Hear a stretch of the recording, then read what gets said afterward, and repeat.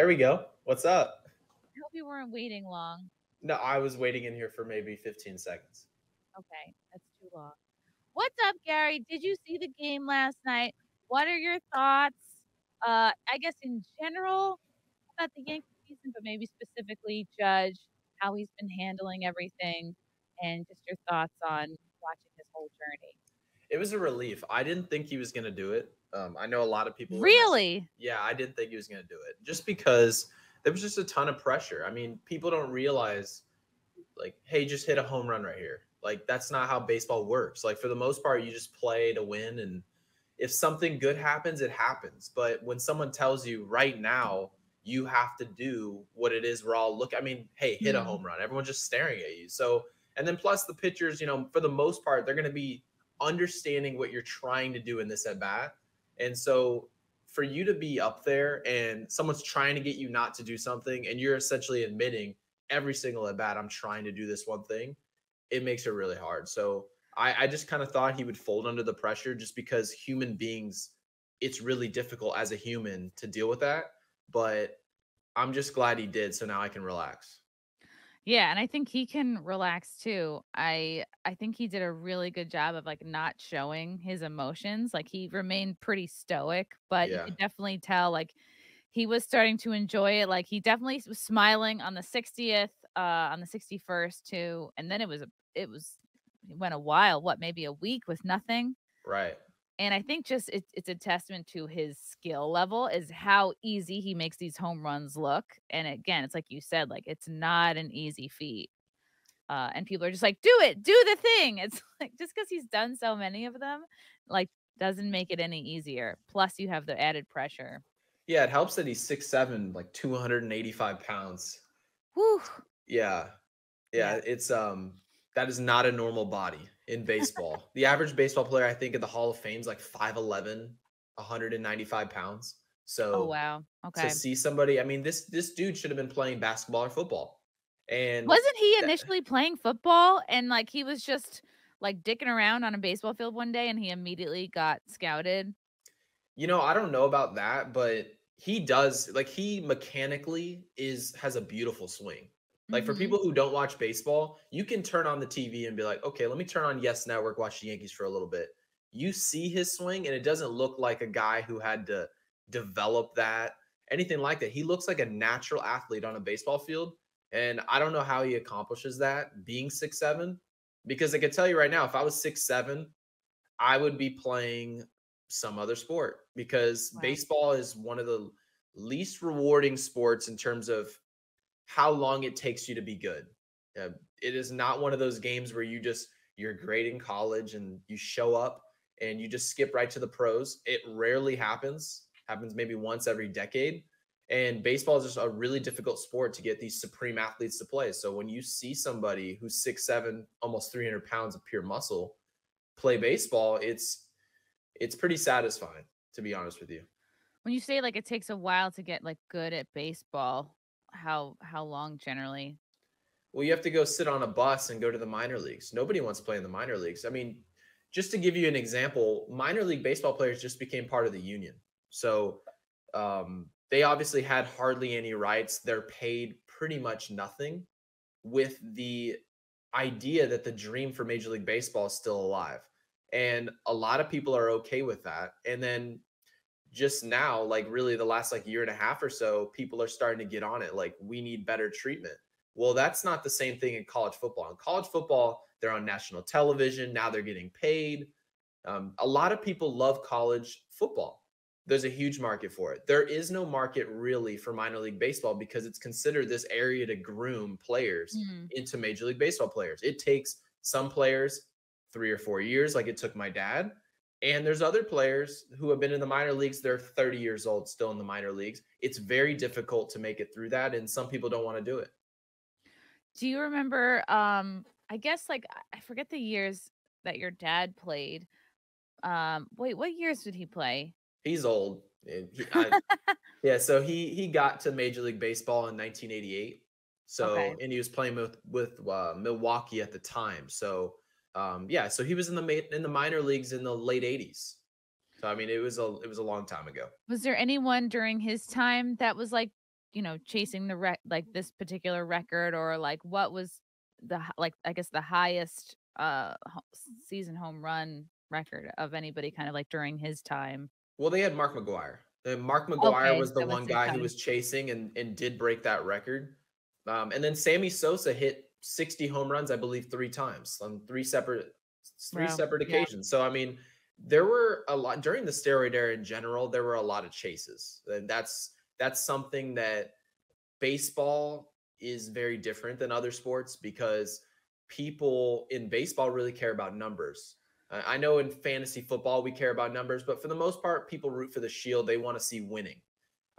That's not like baseball. Baseball, they really care about the back of that player card, and that's just what they care about. So the fact that there were more chases during my dad's era, people love that storyline, and it's something that's kind of gone away the last like decade and a half.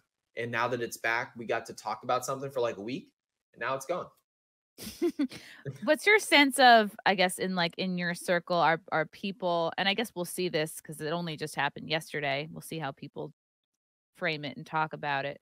But like, I guess, what do you anticipate how people will kind of view this? Do you think they'll see Aaron Judge as like the real owner of the record because he's not on any performance enhancing drugs? I guess that anybody knows of, right? Like, I think people are really rallying around him because they're like, oh, he's doing it the clean way. He doesn't have anything at all. And what's your sense of like, are people going want to discount the people who maybe use drugs at all, or is it just kind of two different things?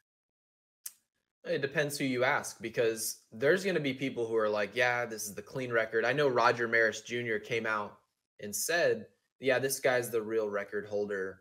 And of course, you're going to have a bunch of boomers that are saying, yeah, like this is the real record holder. And that's fine. Like you have the right to that opinion. But what I like to do is try to take my opinion out of it and just recognize what the average opinion is because that's what matters. And the average opinion does not care about if a player took steroids or not. Hmm. And that's just the way it is. Even the baseball writers who are voting on Barry Bonds and all these different players who are tied to steroids, the average voter is still voting yes on Barry Bonds, which tells you they're essentially saying we don't care about steroid use because they're trying to reflect what the fans care about. And if the fans want a player a part of the most luxurious Hall of Fame committee like possible, like part of that club, then that's what we should care about. So I do think the average fan looks at Barry Bonds and says, yeah, he got an edge for sure. But a lot of people look at him and say, yeah, he was like a Hall of Famer in Pittsburgh before he ever went to the Giants, before he ever took steroids. And to be honest with you, even without that narrative, most people just don't care. We watch WWE, there's guys taking steroids there. Where we watch all these different sports, football players like DeAndre Hopkins of the Arizona Cardinals got caught taking a steroid earlier this year. He's literally serving a suspension as we speak. And people aren't even, it's not even a blimp on their radar. They're like, when's he come Hmm. back? When's the guy come back to the football field? And that's just the way it is. I know it's wrong. Like we all should recognize that. But at the same time, we just don't really care that much. So when we talk about the records, if someone breaks a record, whether they took steroids or not, I give them the nod. Barry Bonds, the home run king. Okay. So we're holding Bonds as the record holder. Yeah, I mean he did do it multiple times. That's true. That's a really good point. Yeah. Did you see the clip of the guy jumping out of his seat to catch the ball? Yeah. I'm gonna It didn't the ball go in the stands anyway? The ball went in the stands because the 61st home run was not caught. It bounced down. So, Right. I'm going to play it. You can see the guy jumping down. And it's like you're going to miss it. It's like the guy's wearing a gray shirt. He's in this area and you can see him jumping down. You have to It, respect that. the ball You was have caught, but got like to. yeah, he really went for it. Yeah, you got to respect it because chances are if you sit in the stands and wait for the ball to come to you, you're not going to get a baseball. The person that gets the home run ball, and there's a guy by the name of Zach Hampel, I believe his name is. He's a YouTuber. He's a baseball YouTuber. And this dude, you think he was 11. The way he runs after baseballs, the way he travels around the stadiums to try to get these balls. It is, and I know there's a huge market. He's got a big YouTube channel, credit to him for doing that and building it. But you have to have no pride pretty much. Unless the ball lands right in your chest, someone's jumping over you for this ball. I mean, we're talking about if you catch this ball, you're retiring. That's just the Wow. reality. You are going to retire. So if you're going to catch a $5 to $10 million baseball, you think I'm not going to jump 10 feet down to the ground in the bullpen to catch this ball? That person deserves a medal. I actually, when I saw it, because I saw it in real time, I was hoping that person got the ball because, Yeah, that'd be yeah, cool. I was hoping they got the ball. And I saw the video. It was like a little slow-mo video. And they showed the real person getting the ball. I believe they left immediately. I mean, I would Yeah. have been gone. He was like a VP, like, I think a finance guy or something. Like, he had a, you're always rooting for somebody who, like, doesn't have a good job to get it, so they can be, like, set. But yeah, you gotta give the guy credit for jumping down, and I was just like, at first I was like, "How big of a jump is that? Is he gonna, like, break an ankle? But maybe it's worth it if you end up getting the ball." But then he was immediately kicked out from the game, which I don't know. That kinda sucks, but I guess I understand because they don't wanna let people think they can just be jumping off willy-nilly. I'd break my leg for $5 million. Yeah, I'm like, "You get over it. You get over it for all that money." Um, it is crazy because had that ball landed and been bouncing around in the stands, like, I think people could get really hurt. Like, Oh, this yeah. is probably you think of all the this is probably the most valuable ball versus, like, the 61st or the 60th, right? Well, what's funny though is that it doesn't really make any sense because everyone's like, okay, well, when he breaks the record, that's the record-setting ball. But realistically, wouldn't the last ball, like the actual record set? So if he ends up hitting 64, I feel like people are going to care about the 64th home run as well. Right, and would that affect the price? It's like, are they gonna wait till the season is over to kind of declare the prices on all these balls? Yeah. Because if someone offers 2 million for the 62nd and there is a 64th ball, hmm people that one's gonna be more valuable. It has to be. And by the way, you know what I noticed is everybody just assumed, hey, did you see that dude that jumped down into the bullpen? Everybody understood it would be no women down there. Turns out OnlyFans actually had a benefit to women. They're not going to jump down 10 feet to a bullpen. They can just sell feet pics. Right, right. Oh my god, I had somebody in the chat that I unfortunately just blocked because he couldn't stop sending me messages in all caps about showing my feet. So I was like, if this is why you're here, buddy, like you're gonna be so disappointed. So, Yeah, we don't have that option. Nobody wants to see us. do you see how are these balls how are these balls gonna be handled, Gary? Now, do you think like the Hall of Fame is going to ultimately try to, bid to get the balls ultimately? Or do you think like do you see Aaron Judge wanting to keep any of these for himself? Like where do you think they'll end up going?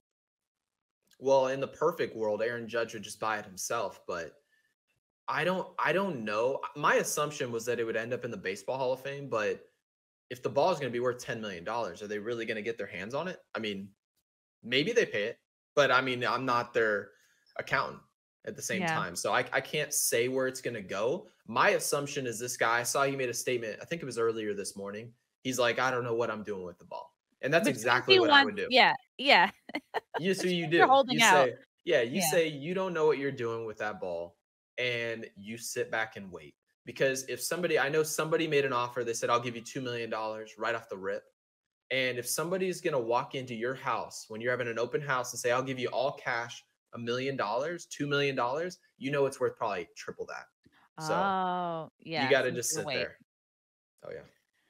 That's so exciting. Yeah, I was worried that he wasn't gonna do it too, and it would have been such a shame because, like, he was on such a roll, and do you agree that he was getting kind of, like, lousy pitches? And I also, like, did you see the pitch itself that he got the 60-second home run? I was thinking, like, do you think it's a thought in any of these pitchers' minds? Like, all right, I kind of want him to get it. Is it the right thing to do to just like not throw him shit so he can just get it? Like, do they see Yeah. him being in his head? Do you think they care about that sort of thing? Or am I just like being a chick?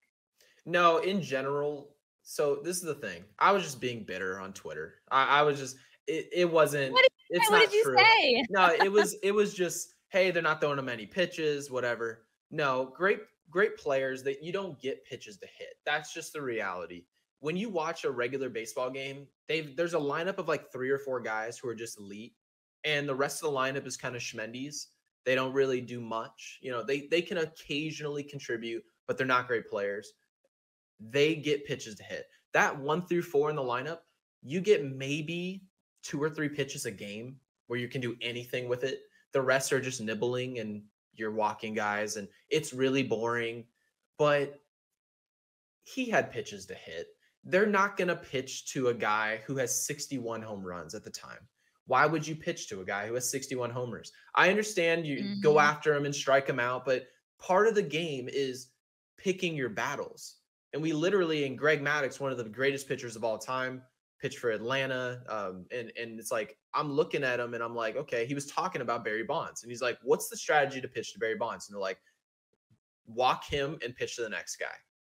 And we had no problem with it. None, because it's common sense. Why would you pitch to a guy who's this good? But some guys are going to say, let me just challenge him. If he breaks the record, he breaks the record. I would have been one of those guys. I'd have been one of those guys where let me groove him a little fastball. No one's going to remember me anyway. And if they do, it's going to be for something else I did, not this. And hell, I'll be in the record books. Every time you show Aaron Judge, my face is on there. And that's the way you got to look at it. What is so bad about being known as the pitcher who pitched him the 60-second home run? I think that's kind of a good thing. How is that like bad? I don't know. We talk about Kim Kardashian's sex tape all the time. Ray J's face is right in there. We remember Ray J every time we talk about it. Nobody would know him if it weren't for that sex tape. He should be thanking Kris Jenner every day. Thank you. Yeah. And that's the thing is Ray J understands every single time you think of Kim Kardashian and anyone talks about a sex tape, you're talking about him as well. And that's the benefit of just being a part of history. I can't believe I'm calling a sex tape history, but it is a part of history. But yeah, if you're a part of a big moment, it doesn't matter why you're there. And so, yeah, if I'm a pitcher, I maybe don't just groove him a fastball and hope he hits a home run, but I'm definitely either going to try to strike him out. I'm either going to get the best of you or you're going to get the best of me. And I think that's what happened, honestly. Yeah, I don't know why it feels like, okay, the right thing to do is not to just like intentionally walk, but like, yeah, be the best pitcher you can be. And if he hits it off of you, like, then he deserves to get it. I don't know. There, to me, it seems kind of like to walk someone seems a little bit like opting out. But again, if you're like, either I walk him or we lose the game. So I don't know. It's a cowardly way to get out of competition. And I understand it. Maybe if we're talking about playoff baseball, but we're talking about regular season. Maybe if a team's in a playoff race and you cannot lose this game, it's a different story. Obviously, you have to make adjustments. Aaron Judge's home run record does not come before a playoff race. It's just not the way this whole thing works. But if a team is out of the race, which the team they were playing was, what reason do you have to walk Aaron Judge? For what? That's true. Because right, weren't they playing Toronto the other day? Weren't they sort of like neck and neck? Yeah, Toronto was trying to do stuff. And then you play Texas. Texas stinks. They're not good. I like the moves they made this offseason, but overall, they didn't get the output they wanted. They were not in a playoff race whatsoever. They were literally playing for the fans in the stands for their entertainment. And if that's the case, all those fans were in the stands to watch Aaron Judge anyway. So you might as well pitch to him. Yeah, that's true. Do you think they flew out the Maris family for last night or yesterday? I would assume so. Yeah, they just have to be like, someone has to be at every game because they have to be like, what do you think of that? Love you guys. Thank you for the chats. Thank you for the comments. I will see you guys tomorrow. Bye. Bye. All right. Love you guys. God, I don't even want to leave. This candle smells so good. I don't want to leave. All right. Love you guys. Talk to you soon. Bye. Love you all. Join the Discord. Feet. Love you all. Wow. You guys are awesome. Come and get it. Bye, guys. Bye. Now I'm really leaving. Love you. Bye.